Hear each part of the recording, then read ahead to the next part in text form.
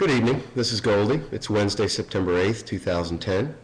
I'm still working on a website where I'll post links to the articles I refer to and where the rants will reside. Remember, most importantly, I rant so you don't have to.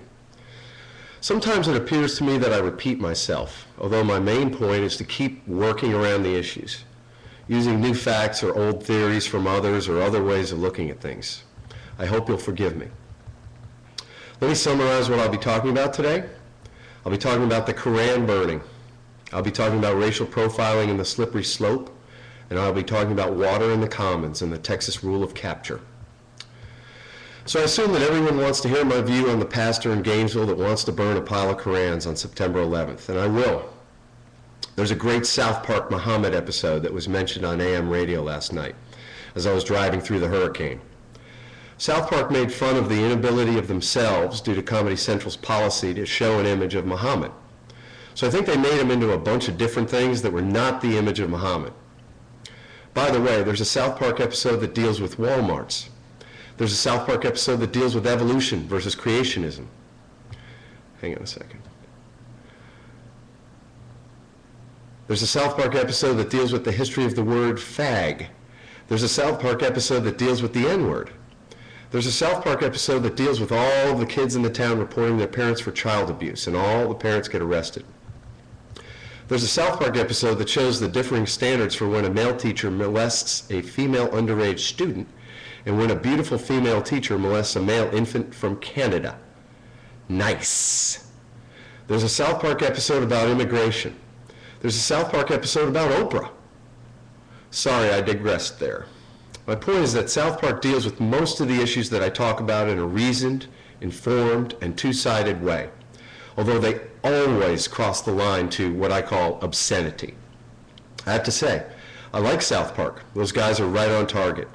If you can't understand them, put on English subtitles, which is what I did in the beginning. All right, back to the Koran burning. I believe in a prior rant. I of course supported my friend's son's right to fly a Confederate flag from his truck in dorm room window. I of course then warned him that some people might be offended by it, rightly or wrongly. I also told him not to argue with those people as to why they should not be offended by his flying of the Confederate flag. Just understand that they're offended. Last week I talked about message words and phrases like teabagger, Marxist, and socialist, and I opined that when you state such message phrases, all reasoned discourse stops. Please follow me here. As I supported the Chicago gun case, which was a Second Amendment right to bear arms case, I did so for the purpose of affirming the paramount, sacrosanct nature of fundamental rights, which is what the Supreme Court did to the right to bear arms in that case. Make the right to bear arms a fundamental right, which means that a state restriction against the right to bear arms will be looked at with a higher standard, a standard of strict scrutiny, versus something that is not a fundamental right.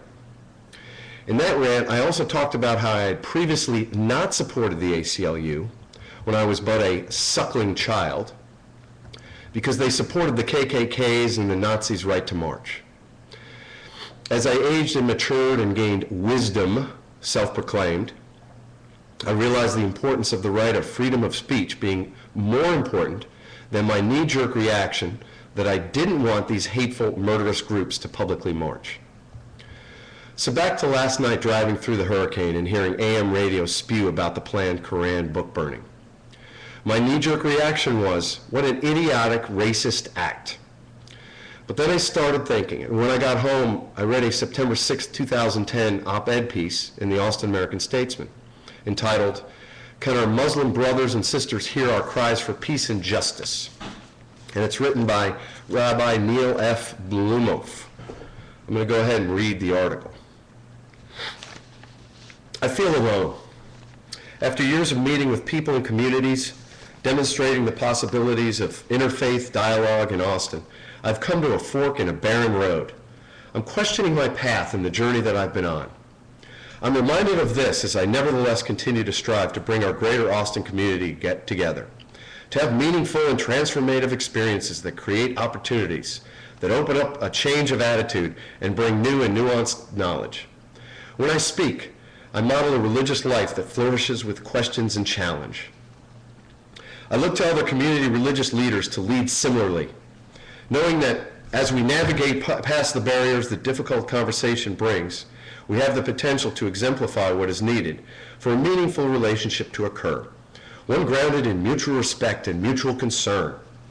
And while there are many good-hearted people in the interfaith community who are currently concerned about issues facing the Muslim community in America, I'm growing fatigued and daily more heartbroken by the deficiency of neighborliness and kind. I consider my Muslim brothers and sisters my neighbors, and I want my neighbors to be empowered, organized, and responsive. No matter where it might happen in the world, I would once in a while much rather have the Muslim community be the first responders after a terrorist attack, leading the way and speaking out against injustice, extremism, and violence. I don't want to rely on the interfaith community to organize dialogues yearning for peace year after year when there is unanswered pain and terror that surrounds us in the world. My Muslim brothers and sisters should be active, working tirelessly and fearlessly as agents for healing and promoting a consistent baseline of response that speaks volumes in the caverns of silence that we currently hear. I cannot be sure what my neighbors want, so rather than apologize or speak on their behalf, I'll get out of their way and ask that my neighbors be honest with me. Call attention sensitively to my shortcomings and unreservedly and with conviction be self-critical as well. I want my neighbors to tell me that what they love and what makes them afraid, and to listen carefully as I do the same. This is how we can succeed and build trust when we live so closely together. I want my neighbors to lead heroically, to be outspoken about matters of justice that concern our entire community. If there's violence and radicalism, I want my neighbors to assemble and stake their reputation, their honor in condemning it, especially if such trouble comes directly out of their houses. As I set the same goals for myself, I want my neighbor to be relentless in pursuing the causes of peace and tolerance for everyone's sake. I want my neighbors to distance themselves from dissembling talk that obfuscates and confuses issues and people. I want them to take a stand, not against me, which is easy and convenient to do. Rather, I want them to look in their backyards and see the tangles and the troubles that go along with maintaining an organized community. My Muslim brothers and sisters are not my clients, they are my neighbors. As I help them, I want them to ask questions that I ask. I want them to grieve with me, to pay a condolence call to my house, to suggest ways to heal. I don't want these opportunities produced by others who are well-meaning and concerned. I want to cry with my neighbors, to argue about real issues and to struggle, celebrating our lives as we live and to feel joy at each other's joy. Now I feel an absence. I feel that I don't have a partner, and in my years of establishing interfaith work in Austin and elsewhere, I feel that I'm shouldering an overwhelming yet elusive burden, trying to demonstrate a partnership that is not there. I don't want to hear narratives about aggressors or victims that can be just as proven or disproven. I want a response, real and demonstrative, that gets to the heart of what concerns us. The 20th century scholar Edward Said warned against the dangers of Orientalism, to not assume what another might think or where he or she may be coming from. So I will heed this sage advice. And I ask all of my other neighbors in the interfaith community dedicated to dialogue to do the same. Let us drop the excuses that we have for each other, and let us expect from everyone what we so willingly give ourselves. Let our neighbors come forward as plain-spoken warriors for self-examination and self-critique, fearlessly fighting against tyranny and radicalism, and for the democratic principles that allow us the privilege to practice our beliefs freely as we live together in America. I had to read that whole thing. It's quite obvious that this guy is frustrated. He's been spending years on an interfaith message, trying to bring Muslims and Jews and Christians together. And he's frustrated that an oppressed and demonized minority, both in terms of number and as a distinct religious group, do not speak out against the radical elements in their faith. Even though these radical elements are in other countries, and even though they don't practice the same exact Islamic faith that they do in this country, and even though by speaking out as moderate Muslim, you invite burning crosses on your front porch. Well, listen up, Rabbi.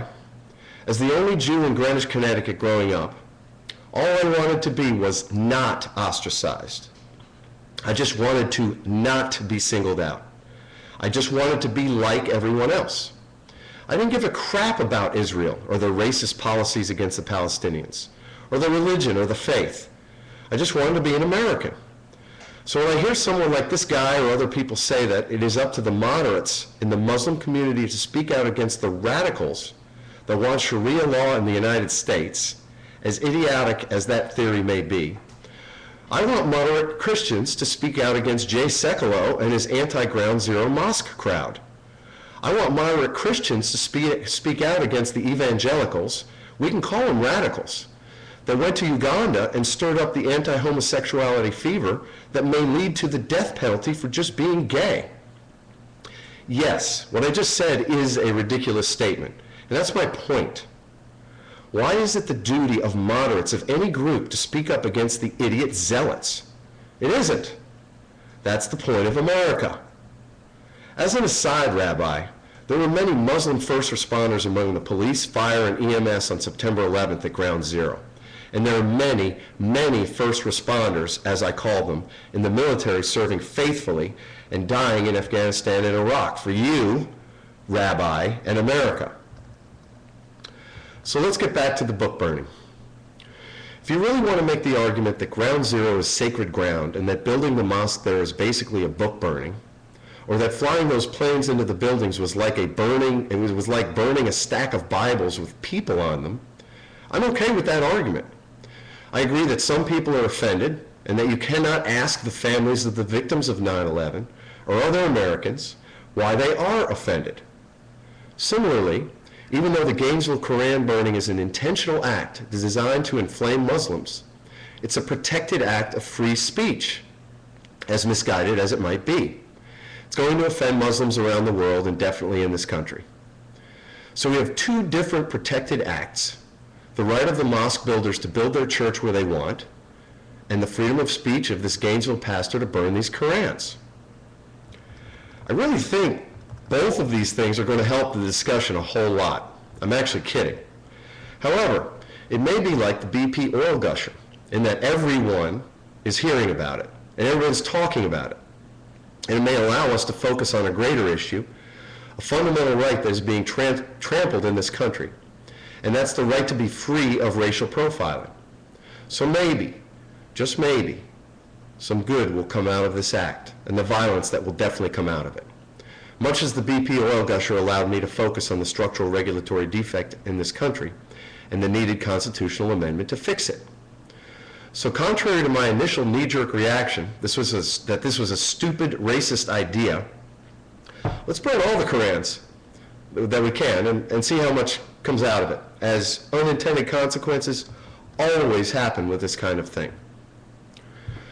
Also, excuse me, water. Also, separately, what kind of group would make the showing of an image a profane act? It seems like it just invites enemies for the purpose of inviting enemies, because it's so easy to do, kind of like the illegality of burning an American flag. What a stupid thing to be made illegal. It's so easy to do and get publicity for and raise the hackles of flag wavers. Think about it. I know that the South Park guys have in their Muhammad episode. Okay, so before all of this Koran burning started up, I was going to talk about racial profiling, so let's get back to that. On August 31st, 2010, my Tea Party friend and I were speaking about immigration, and I had mentioned that Judge Napolitano, who's on the Fox Business Network with Freedom Watch, and I both agreed that an anti-racial profiling provision in the Arizona law did not mean that there would not be racial profiling. My Tea Party friend asked me, since the Arizona law basically mirrors the federal law with its own anti-racial profiling provision, why is the Arizona law unconstitutional? Excuse me. Or why is the Arizona law unconstitutional and the federal law constitutional? It was a good question. I responded that I believed that the federal law was unconstitutional as well. And that's why the feds were leaving it up to the numerous other parties and lawsuits to say so. On September 1st, 2010, O'Reilly was reading from his grab bag of emails, and one of his audience members brought up the same point. However, O'Reilly, a white male, got to exactly the opposite conclusion.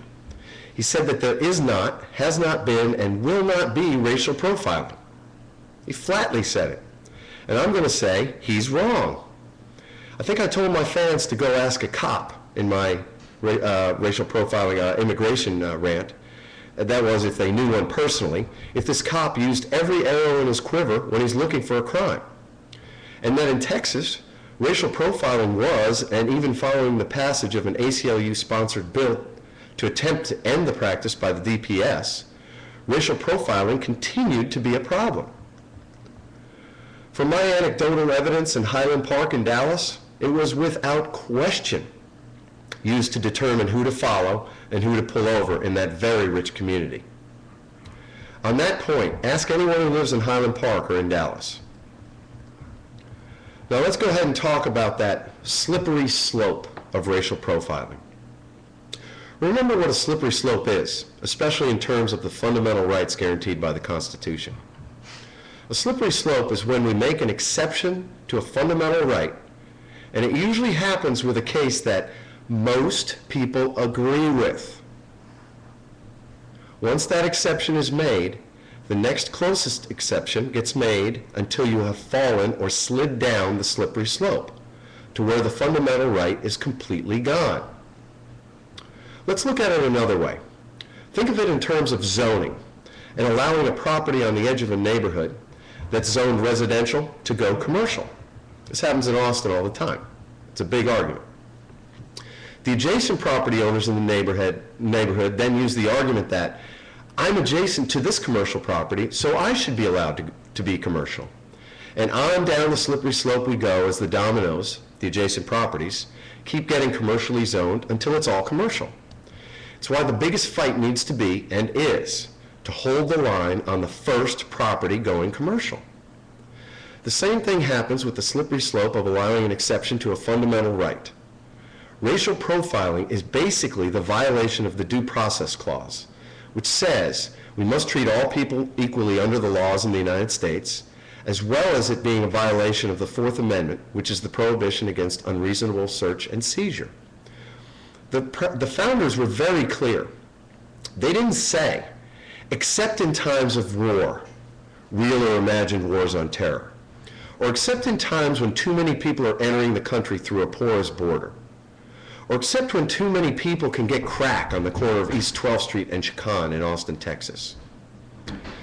We start with the Israeli proposition that it's okay to scrutinize people that look Arab, brown, before they get onto an airplane in Israel. They racially profile them. The argument being that terrorists are most likely to come from this group, and an airplane is a special case. It's these special cases that increase the incline or push you farther down the slippery slope. As I've said before, cops will use whatever arrows they have in their quiver to find a crime. So I assume if you're a Native American or from India, or brown, or tan, you're more likely to be asked, "That are your papers? Do we really want to go down that slippery slope?" All right. So let's go back, excuse me. Let's digress a little. I want to go back to the concept of the commons for a second. It's unrelated to this other stuff. Remember that I used Garrett Hardin's definition of air, land, and water as a commons? Something owned by no one in particular but available for use by all. I'm going to go ahead and use an example from his book, Living Within Limits, where Garrett Hardin is using a quote from William Forrester Lloyd's example of an unmanaged commons. And excuse me if I just read it. The heart of the argument propounded in Lloyd's publication of 1833 is given in box 21.1. In traditional animal husbandry, the animals themselves were generally made private property long before the pastures on which they grazed were privatized. So long as there is a great sufficiency of pasture land, commonized real estate is efficient. No fences need be maintained, and there's little call for human supervision. Such pasture lands qualify as unmanaged commons. But as the number of people and cattle increase, the amount of pasture land becomes a limiting factor to animal production, be it milk or drink or beef to eat. It is then observed, as Lloyd pointed out, that the cattle on the common land are puny and stunted, as compared with the cattle on privately owned pasture. The reason is simple. It pays a private landowner not to put too many cattle on his land because he will himself have to assume all the loss that comes from overpasturing. By contrast, if the pasture is owned by a multitude of herdsmen, and if each is free to add as many animals to the pasture as he wishes, the cost imposed by overpasturing will be shared by all the owners, since the pasture is common property. Whereas the benefits of having more cattle will come to each cattle owner, since the cattle are private property.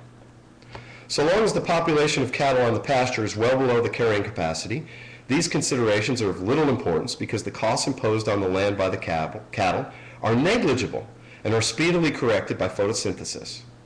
But once the number of cattle exceeds the carrying capacity, the costs of overpasturing are appreciable. Furthermore, with continued overpasturing, the costs grow greater each year as weeds replace sweetgrass and the soil is eroded away. That being so, one might suppose that rational herdsmen who are aware of all the facts would change their policies and reduce the size of their herds. Not so, said Lloyd. The system of commonized pasture plus privatized herds actually rewards each rational herdsman for doing the wrong thing. So he is pointing out the fact that if you're being rational, you're going to maximize your benefits to the detriment of the commons, if you just use the commons without regulation. Just wanted to give it to you, put it another way.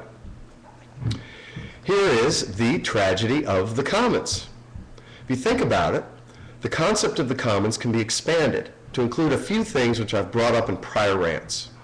Taxpayer money is one, the education of the people is another, and I believe that the health of the country is also a commons, subject to the same incentives and disincentives, but in slightly different ways than air, water, and land.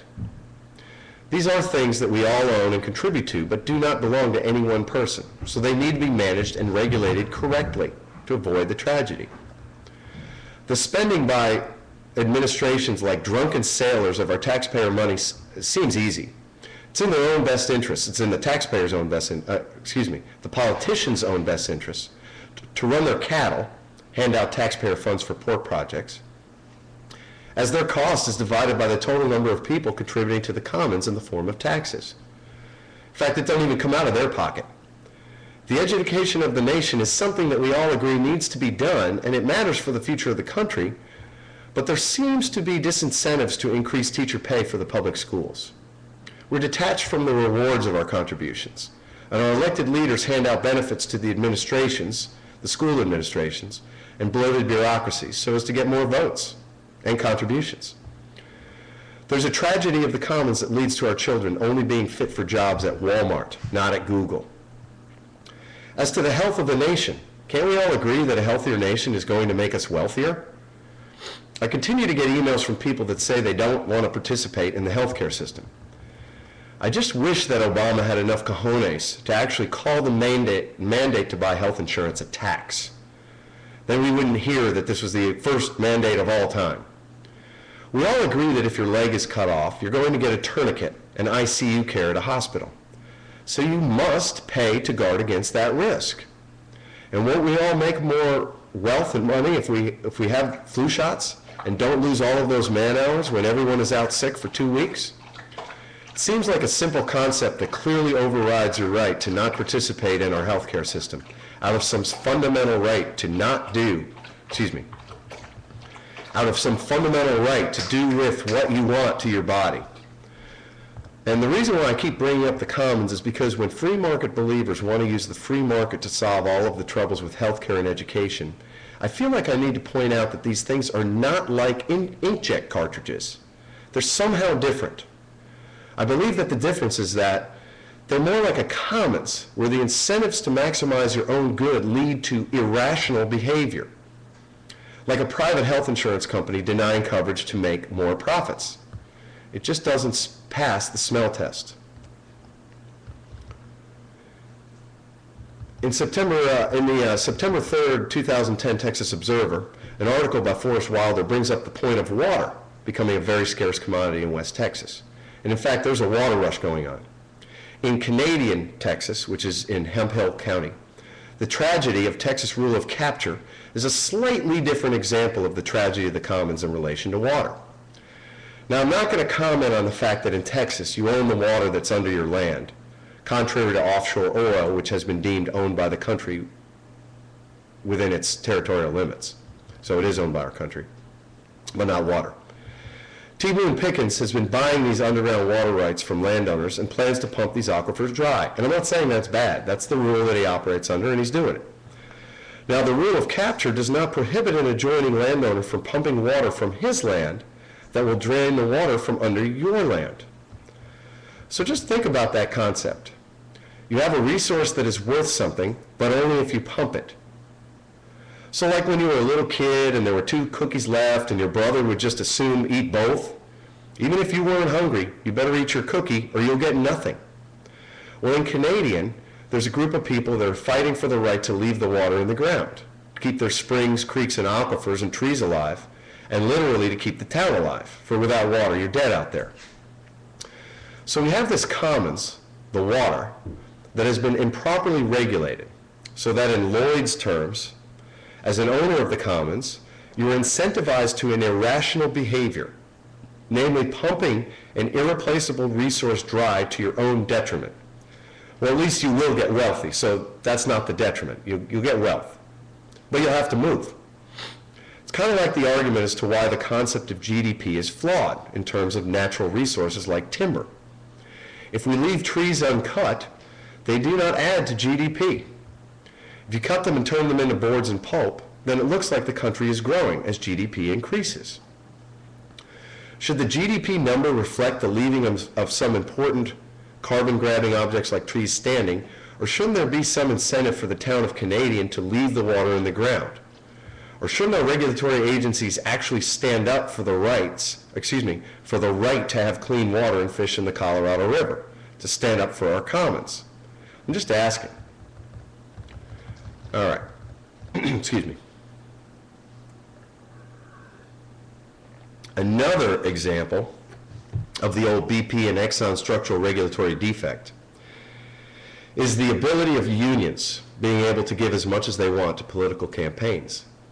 I received an email from MoveOn.org that stated that we need to counter, I received an email from the Democratic Party MoveOn.org that stated that we need to counter the corporate campaign contributions going to Republicans and give to Democrats, which I guess means that these corporations are not giving to Democrats, or that we need to support unions.